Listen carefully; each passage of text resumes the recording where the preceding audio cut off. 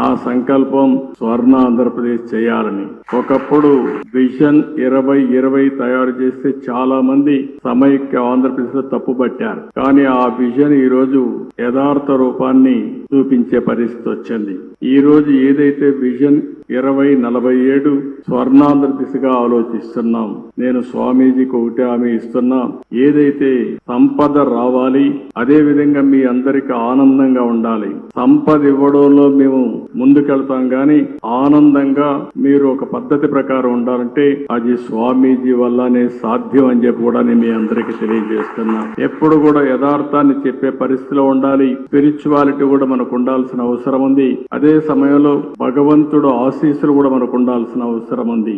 ఆ భగవంతుడికి దగ్గర చేర్చే వ్యక్తే మన పూజ్యశ్రీ స్వామీజీ అని చెప్పి కూడా నేను మీకు తెలియజేస్తున్నా. చాలా మందిని చూశాం గాని నాదస్వరంతో మన అందరికీ సమస్యలుంటే పరిష్కారం చేసే శక్తి ఒక్క మన స్వామికే ఉండడం మనందరి అదృష్టం కూడా. ఈ రోజు మళ్ళీ నేను అన్ని క్షేత్రాలు తిరుగుతానని 53 రోజులు ఈ రాష్ట్రంలో ఉన్నారంటే వారు ఇక్కడ ఉన్నంత వరకు అన్ని కూడా మనకు శుభమే జరుగుతుంది. నేను వారికి ఒకటే హామీ ఇస్తున్నా, ప్రజలకు మంచి కోసం మీరు తాపత్రయం పడుతున్నారు. వారికి దేవుని కృప కలగాలని మీరు ఆలోచిస్తున్నారు. నేను కూడా ఆలోచించేది మీ యొక్క ఆశీస్సులతో ఈ ప్రజలకు ఆర్థిక స్వావలంబన జరగాలని, పేదరికం పూర్తిగా పోవాలని, ప్రజలందరూ ఆనందంగా ఉండాలని చెప్పి ఆశిస్తున్నా.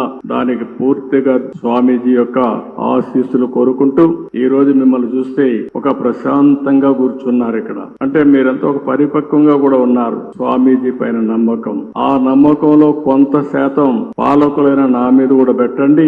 మీకు స్వర్ణాంధ్రప్రదేశ్ దిశగా ముందుకు తీసుకుపోయే బాధ్యత నేను తీసుకుంటానని మరొక్కసారి మీ అందరికీ హామీ ఇస్తూ